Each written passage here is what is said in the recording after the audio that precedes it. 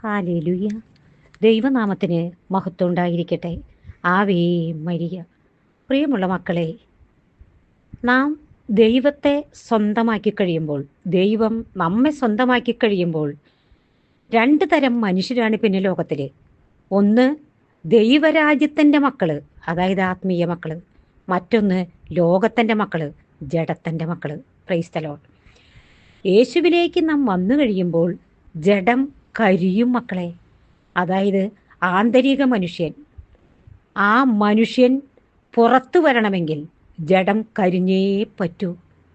രോഗങ്ങളും അപമാനങ്ങളും പീഡകളും ഒറ്റപ്പെടലുകളും എല്ലാം അതിനുശേഷം ഈ ആത്മീയ മനുഷ്യൻ പുറത്തു വരുവാൻ വേണ്ടി നാം അനുഭവിച്ചേ പറ്റൂ. ദൈവത്തെ കണ്ടെത്തുവാൻ, മറ്റൊരു ക്രിസ്തുവായി തീരുവാൻ ദൈവം അനുവദിക്കുന്നതാണ് ഇതെന്ന് നാം അറിയണം.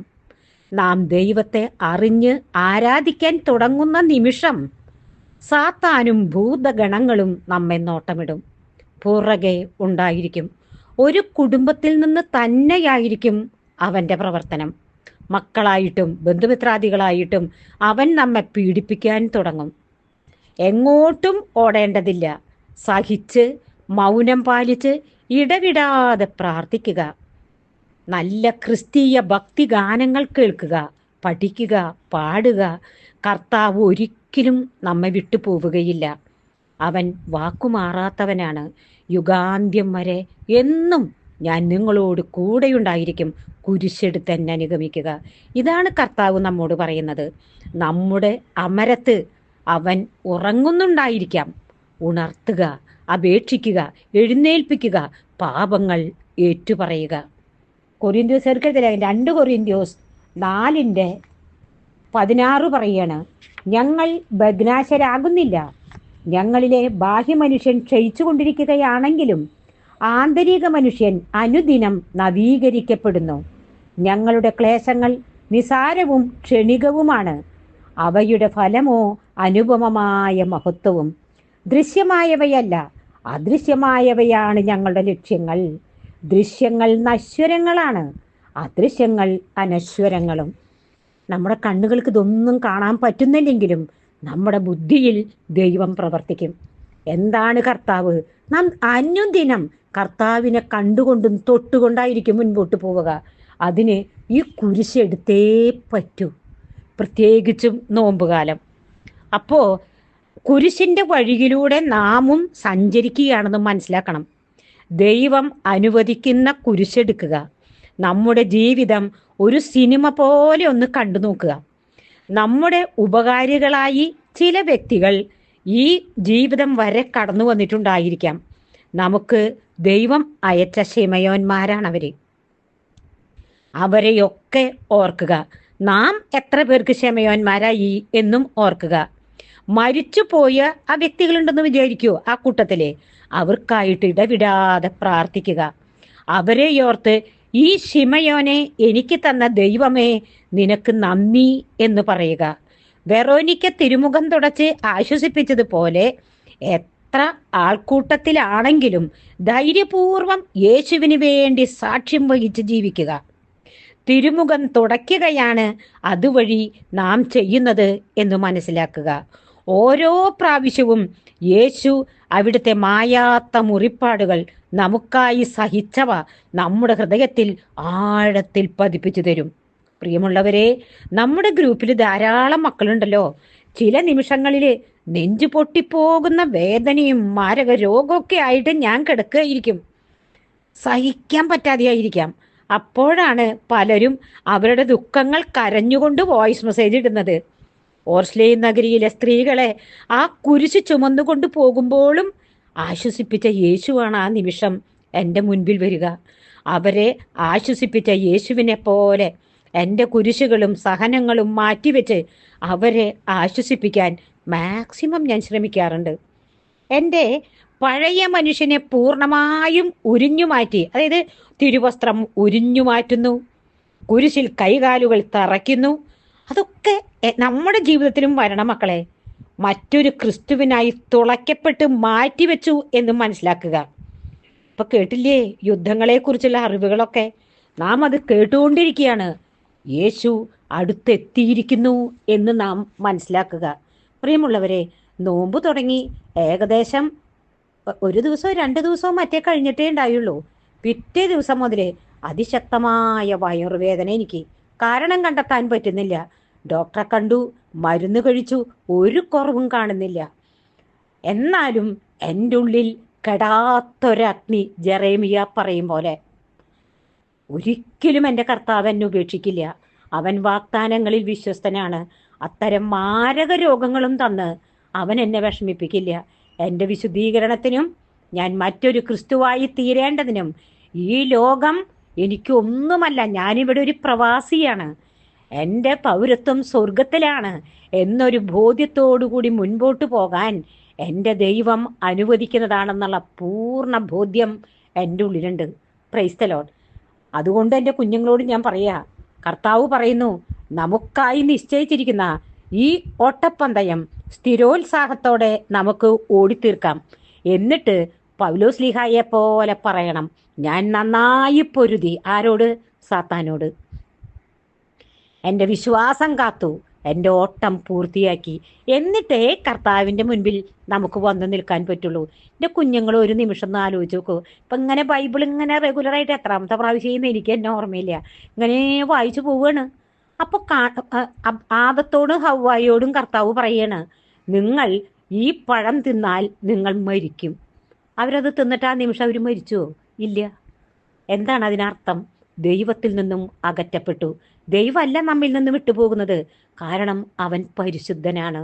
നമ്മളൊരു പാപം ചെയ്യുമ്പോൾ നാം ദൈവത്തിൽ നിന്നും ഓടിയൊളിക്കും, നമ്മുടെ തേജസ് നഷ്ടപ്പെടും. എങ്കിലും അവര് പിന്നീട് ഏദൻ തോട്ടത്തിൽ നിന്നും പുറത്തായിട്ട് അവർ ജീവിച്ചു. എന്ന് വെച്ചാൽ അവർക്ക് ദൈവത്തെ കണ്ടെത്താനുള്ളൊരു സമയങ്ങളായിരുന്നു അതെല്ലാം. നമുക്ക് ദൈവം ഇവിടെ അനുവദിക്കുന്ന ഓരോ നിമിഷവും ദൈവത്തെ കണ്ടെത്താനുള്ള അവസരങ്ങളായിട്ട് നമ്മളതിനെ കാണണം. പകയും വിദ്വേഷവും വെച്ചുകൊണ്ട് ആരെ ദ്രോഹിക്കണം എന്നോർത്ത് ഞങ്ങളുടെ ഒക്കെ ചുറ്റുവട്ടത്തും വീടുകളിലൊക്കെ ഉണ്ട് മക്കളെ. ഇത് സഹിക്കാൻ പറ്റാത്ത നെഞ്ചു പൊട്ടുന്ന വേദന ചില ദിവസങ്ങൾ വരുമ്പോൾ കരഞ്ഞു പോയിട്ടുണ്ട് ഞാൻ. എങ്കിലും ഞാൻ എൻ്റെ കർത്താവിനോട് പറയും, എങ്കിലും എൻ്റെ ഇഷ്ടമല്ല നിൻ്റെ ഇഷ്ടം നിറവേറട്ടെ എന്ന്. അവനിത് അറിയാതെ അല്ലല്ലോ ഞാനിത് സഹിക്കേണ്ടി വരുന്നത് എന്നാണ് ഞാൻ മനസ്സിലാക്കുന്നത്. അപ്പോൾ എന്തു ചെയ്യണം? അതായത് ഹെബ്രായർ 12-2 നമ്മുടെ വിശ്വാസത്തിൻ്റെ നാഥനും അതിനെ പൂർണ്ണതയിൽ എത്തിക്കുന്നവനുമായ യേശുവിനെ മുൻപിൽ കണ്ടുകൊണ്ടുവേണം നാം ഓടാൻ. അവൻ തനിക്കുണ്ടായിരുന്ന സന്തോഷം ഉപേക്ഷിച്ച് അപമാനം വകവയ്ക്കാതെ കുരിശ് ക്ഷമയോടെ സ്വീകരിച്ചു. ദൈവസിംഹാസനത്തിൻ്റെ വലതുഭാഗത്ത് അവൻ അവരോധിക്കപ്പെടുകയും ചെയ്തു. ആകയാൽ മനോധൈര്യം അസ്തമിച്ച് നിങ്ങൾ തളർന്നു പോകാതിരിക്കാൻ വേണ്ടി അവൻ തന്നെ എതിർത്ത പാപികളിൽ നിന്ന് എത്രമാത്രം സഹിച്ചു എന്ന് നിങ്ങൾ ചിന്തിക്കണം. Praise the Lord. ഈ സഹനങ്ങളാണ് ദൈവത്തെ കണ്ടെത്താനുള്ള വജ്രക്കല്ലുകൾ. അത് വജ്രങ്ങളാണ്. Praise the Lord. വീണ്ടും കർത്താവ് നമ്മോട് പറയാണ്, സിയോൻ മലയിലേക്കും. ചേച്ചി ഇതിങ്ങനെ പറയാം, എൻ്റെ കുട്ടികൾ ഇങ്ങനെ എണ്ണിക്കോളൂ കേട്ടാ. സിയോൻ മലയിലേക്കും ജീവിക്കുന്ന ദൈവത്തിൻ്റെ നഗരമായ സ്വർഗീയ ജെറുസലേമിലേക്ക് 2, അസംഖ്യം ദൂതന്മാരുടെ സമൂഹത്തിലേക്ക് 3, സ്വർഗത്തിൽ പേരെഴുതപ്പെട്ടിരിക്കുന്ന ആദിജാതരുടെ സമൂഹത്തിലേക്ക്, സഭയിലേക്ക്, എല്ലാവരുടെയും ദൈവമായ ന്യായാധിപന്റെ മുൻപിലേക്ക്, പരിപൂർണരാക്കപ്പെട്ട നീതിമാന്മാരുടെ ആത്മാക്കളുടെ അടുത്തേക്ക്, പുതിയ ഉടമ്പടിയുടെ മധ്യസ്ഥനായ യേശുവിൻ്റെ സന്നിധിയിലേക്ക്, ആബേലിൻ്റെ രക്തത്തെക്കാൾ ശ്രേഷ്ഠമായ വാഗ്ദാനം ചെയ്യുന്ന തളിക്കപ്പെട്ട രക്തത്തിലേക്കുമാണ് നമ്മൾ വന്നിരിക്കുന്നത്. Praise the Lord. 9-10 കാര്യങ്ങളാണ് അവിടെ പറഞ്ഞത്. അവിടെ പറഞ്ഞൊരു പ്രധാനപ്പെട്ട പിതാവിൻ്റെ അടുത്തേക്ക് നമ്മൾ വന്നു. നമ്മൾ ഈ ലോകത്തിൽ തന്നെ നമ്മൾ പിതാവിൻ്റെ അരികിലാണ്, പിതാവിൻ്റെ ഉള്ളം കയ്യിലാണ് നമ്മൾ. രണ്ടാമത് എഴുതിയിരിക്കുന്ന അസംഖ്യം ദൂതന്മാരുടെ ഗണത്തിലേക്ക്. വീണ്ടും പറയണ പ്രധാനപ്പെട്ട പോയിന്റാണ്, പരിപൂർണരാക്കപ്പെട്ട നീതിമാന്മാരുടെ ആത്മാക്കളുടെ അടുത്തേക്ക്. ആരാണ് ഈ പരിപൂർണരാക്കപ്പെട്ട നീതിമാന്മാര്? മരിച്ചുപോയ വിശുദ്ധര്, രക്തസാക്ഷികളായി പോയവര്. ഇതൊക്കെ നമുക്ക് പാഠങ്ങളാണ്. ഇവരുടെയൊക്കെ അരികിലേക്കാണ് ദൈവം നമ്മെ വിളിച്ചിരിക്കുന്നത്. അതുകൊണ്ട് തിരുരക്തത്തിൻ്റെ കോട്ടയ്ക്കുള്ളിൽ ജോബിനെ നിർത്തിയിരിക്കുന്നത് പോലെ കർത്താവ് നമ്മെ നിർത്തിയിരിക്കുകയാണ്. എന്നാൽ ഈ അന്തരീക്ഷ ശക്തികൾ അവർ എപ്പോഴും ഇങ്ങനെ റോന്ത് ചുറ്റിക്കൊണ്ടിരിക്കുകയാണ്. നമ്മെ എങ്ങനെ തകർക്കാം, നമ്മെ എങ്ങനെ വീഴ്ത്താം. ഹല്ലേലൂയ. നമ്മൾ എന്തു വേണം? എപ്പോഴും വചനം ഹൃദിസ്ഥമാക്കുക. എന്നിട്ട് അതിങ്ങനെ രാവും പകലും പറഞ്ഞുകൊണ്ടിരിക്കുക. എപ്പോഴിപ്പോൾ നമ്മൾ ഒരു പുതിയതായിട്ടൊരു പാട്ട് കേട്ടില്ലേ എൻ്റെ കുട്ടിയോട്? സ്തുതി സ്തുതി സ്തുതി സ്തുതി ആരാധന, ഹല്ലേലൂയ ഹല്ലേലൂയ ആരാധന. എന്തൊരു നല്ല പാട്ടാ. എൻ്റെ മക്കൾ അതൊന്ന് പഠിച്ചിട്ട് ഇങ്ങനെ നടന്ന് പറഞ്ഞേ. അടുക്കളയിൽ ജോലി ചെയ്യുമ്പോഴും ഒക്കെ സ്തുതി സ്തുതി സ്തുതി സ്തുതി ആരാധന. അങ്ങനെ എപ്പോഴും ദൈവത്തെ സ്തുതിക്ക്. ഈ യുദ്ധങ്ങളും അതിൻ്റെ കെടുതികളൊക്കെ കേൾക്കുമ്പോൾ ഇതിൽ നിന്നൊക്കെ നമുക്ക് മോചനം കിട്ടണം. കർത്താവിൻ്റെ വരവ് ഏറ്റവും അടുത്തിരിക്കുന്നുവെന്ന് ഇതെല്ലാം കാണുമ്പോൾ നമുക്ക് മനസ്സിലായി. ഏറ്റവും പ്രധാനമായിട്ട് ഈ വചനം എല്ലാവരുടെ അടുക്കിലേക്കും ഏകദേശം എത്തിക്കഴിഞ്ഞു. അസംഖ്യം പേര് അവന് അധർമ്മം വർദ്ധിക്കുന്നതിന്, അപ്പം എത്രത്തോളം വചനം ആളുകളിലേക്ക് എത്തിയോ അത്രത്തോളം അധർമ്മം വർദ്ധിച്ചിരിക്കുന്നു. അധർമ്മം വർദ്ധിച്ചിരിക്കുന്നതിനാൽ പലരുടെയും വിശ്വാസം തണുത്തു പോകും. അവസാനം വരെ സഹിച്ചു നിൽക്കുന്നവർ രക്ഷ പ്രാപിക്കും. Praise the Lord. അതാണ് കർത്താവ് നമ്മോട് പറഞ്ഞിരിക്കുന്നത്. അവസാനം വരെ അണ്ടർലൈൻ ചെയ്ത് എൻ്റെ കുട്ടികൾ പറയൂ, സഹിച്ചു നിൽക്കുന്നവർ. അതുകൊണ്ട് ഞാൻ പ്രാർത്ഥിക്കാൻ തുടങ്ങിയപ്പോഴാണ് ഞങ്ങളുടെ വീട്ടിൽ ഈ കഷ്ടം മുഴുവനായത്. അങ്ങനെ പറയേ വേണ്ട കേട്ടോ. കാരണം കർത്താവ് അടുത്തെത്തിയിരിക്കുന്നു. മറ്റൊരു അൽഫോൻസമ്മ, ഒരു കൊച്ചു ത്രേസ്യ പുണ്യവതി, ഫ്രാൻസിസ് സേവിയർ, ഫ്രാൻസിസ് അസീസി, പിന്നെ മോനിക്ക പുണ്യവതി, വിശുദ്ധ അഗസ്റ്റീനോസ്, അങ്ങനെ അവരെ പോലെ നമുക്കും ആകണ്ടേ? നമുക്ക് അവരുടെ ഗണത്തിലേക്ക് ചെല്ലണ്ടേ? പരിപൂർണരാക്കാൻ നീതിമാന്മാരുടെ ഗണത്തിലേക്ക് നമുക്ക് എത്തപ്പെടണ്ടേ? എന്നിട്ട് യേശുവിൻ്റെ രക്തത്തിൻ്റെ മുൻപിൽ പോയി നിന്ന് ഹല്ലേലൂയ പറയണ്ടേ? അതുകൊണ്ട് സഹിക്കുക, കുരിശിൻ്റെ വഴി ചൊല്ലുക. എല്ലാ മക്കളെയും ദൈവം സമൃദ്ധമായി അനുഗ്രഹിക്കട്ടെ എന്ന് പ്രാർത്ഥിക്കുന്നു. ലോകം മുഴുവനും വേണ്ടി പ്രാർത്ഥിക്കുന്നു. അമ്മേ മാതാവേ, നീതിമാനായ വിശുദ്ധ ഔസേ പിതാവേ, അപ്പസ്തോല ഗണങ്ങളെ, മാലാഖമാരെ, വിശുദ്ധരെ, നിങ്ങൾ ഞങ്ങൾക്കായി പ്രാർത്ഥിച്ചതിന് നന്ദി.